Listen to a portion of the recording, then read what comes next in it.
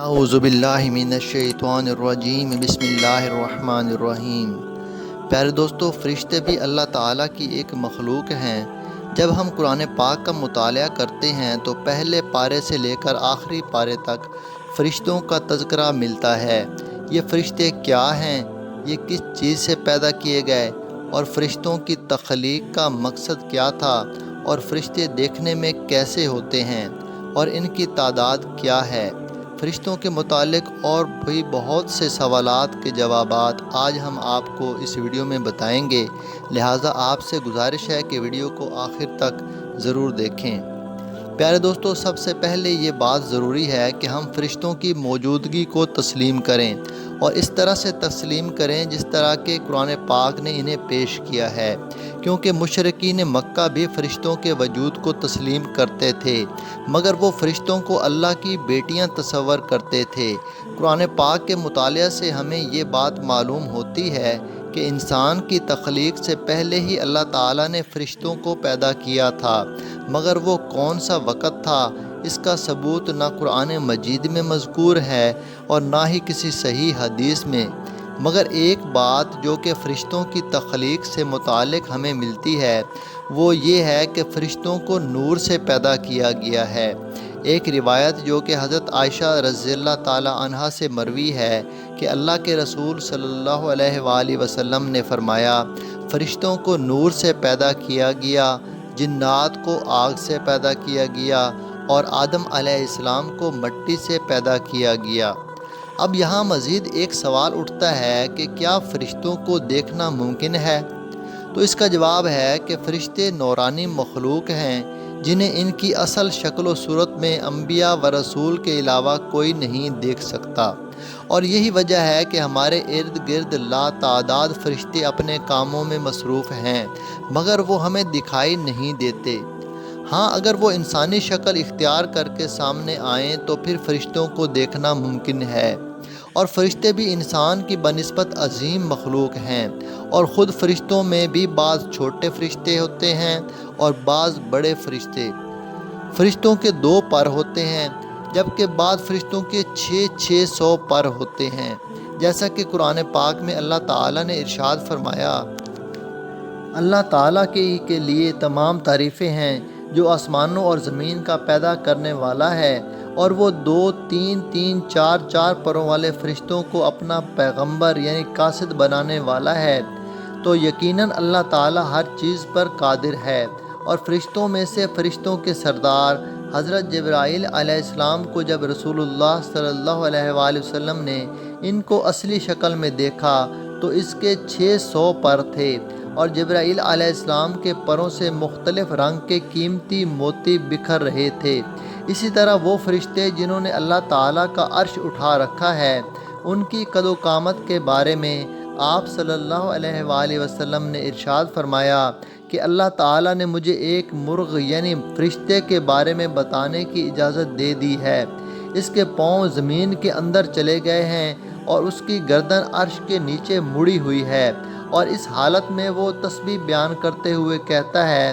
یا اللہ تو پاک ہے، یا رب تو کس قدر عظیم ہے۔ اللہ تعالیٰ کی طرف سے اسے جواب دیا جاتا ہے کہ جو میرے نام کے ساتھ جھوٹی قسم کھاتا ہے، کیا اسے معلوم نہیں؟ یعنی تم تو میری عظمت کو جانتے ہو، مگر میرے نام کے ساتھ جو جھوٹی قسمیں کھاتے ہیں وہ میری عظمت کو نہیں جانتے۔ یوں تو اللہ تعالیٰ نے زیادہ تر فرشتوں کو خوبصورت ہی پیدا کیا ہے، مگر فرشتوں میں سے کچھ فرشتے ایسے بھی ہیں جن کو اللہ تعالیٰ نے ہیبت ناک بنایا ہے، جیسا کہ عذاب دینے والے فرشتے اور منکر اور نکیر، جو کہ قبر میں آ کر سوال کرتے ہیں۔ ان کو اللہ تعالیٰ نے ہیبت ناک شکلیں عطا کی۔ مزید سوال یہ پیدا ہوتا ہے کہ کیا فرشتے شادی بیاہ کرتے ہیں، اور کیا فرشتوں کی اولاد بھی ہوتی ہے؟ تو اس کا جواب یہ ہے کہ اللہ تعالیٰ نے جب فرشتوں کو پیدا کیا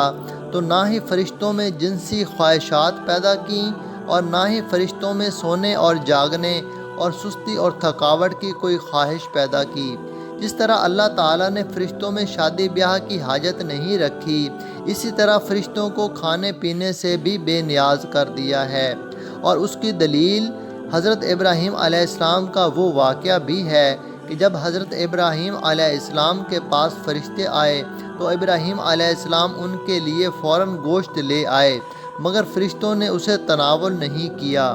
ایک روایت میں ہے کہ اللہ کے رسول صلی اللہ علیہ وآلہ وسلم نے ارشاد فرمایا کہ جب اللہ تعالیٰ آسمان پر کوئی فیصلہ فرماتے ہیں تو فرشتے عاجزی سے اپنے پر مارنے لگتے ہیں، تو اس سے اس طرح آواز پیدا ہوتی ہے جیسے کسی صاف چکنے پتھر پر زنجیر مارنے کی آواز پیدا ہوتی ہے، اور اس آواز سے ان فرشتوں پر دہشت طاری ہو جاتی ہے۔ پھر اللہ تعالیٰ اپنا حکم فرشتوں تک پہنچا دیتے ہیں۔ جب ان کے دلوں سے ڈر اور دہشت دور ہو جاتی ہے تو دوسرے فرشتے نزدیک والے فرشتوں سے دریافت کرتے ہیں کہ پروردگار نے کیا حکم صادر فرمایا ہے، تو فرشتے جواب دیتے ہیں کہ جو فرمایا بجا ارشاد فرمایا، اور وہ بڑا عالی شان اور عظمت والا ہے۔ یوں تو فرشتے آسمان پر ہی رہتے ہیں، مگر جب اللہ تعالیٰ کا کوئی حکم نازل ہوتا ہے تو فرشتے اللہ تعالیٰ کے حکم سے زمین پر آتے ہیں اور اپنا کام سر انجام دینے کے بعد واپس چلے جاتے ہیں۔ فرشتوں کی تعداد کتنی ہے اس کے بارے میں نہ تو قرآن پاک میں ذکر ہے اور نہ ہی کسی صحیح حدیث میں، البتہ فرشتوں کی تعداد کے متعلق کچھ اشارے ملتے ہیں، جیسا کہ ایک روایت میں ذکر ہے کہ رسول اللہ صلی اللہ علیہ وآلہ وسلم نے ارشاد فرمایا کہ آسمانوں میں کہیں بھی 4 انگلیوں جتنی بھی جگہ ایسی نہیں جہاں کوئی نہ کوئی فرشتہ سجدہ ریز نہ ہو۔ اور ایک اور روایت میں ہے کہ نبی کریم صلی اللہ علیہ وآلہ وسلم نے واقعہ معراج بیان کرتے ہوئے فرمایا، پھر مجھے بیت المعمور دکھایا گیا، میں نے جبرائیل علیہ السلام سے اس کے بارے میں پوچھا تو انہوں نے بتلایا کہ یہ بیت المعمور ہے، اس میں 70,000 فرشتے روزانہ نماز پڑھتے ہیں، اور ایک مرتبہ جو فرشتہ یہاں سے نماز پڑھ کر نکل جاتا ہے تو وہ پھر کبھی بھی اس میں داخل نہیں ہو پاتا۔ اللہ تعالیٰ سے دعا ہے کہ اللہ تعالیٰ ہمیں بھی فرشتوں جیسی صفات عطا فرمائے اور قیامت کے دن اپنے محبوب علیہ الصلاۃ والسلام کی شفاعت نصیب فرمائے، آمین۔ کمنٹ میں آمین لکھ کر چینل کو سبسکرائب کر لیں، شکریہ۔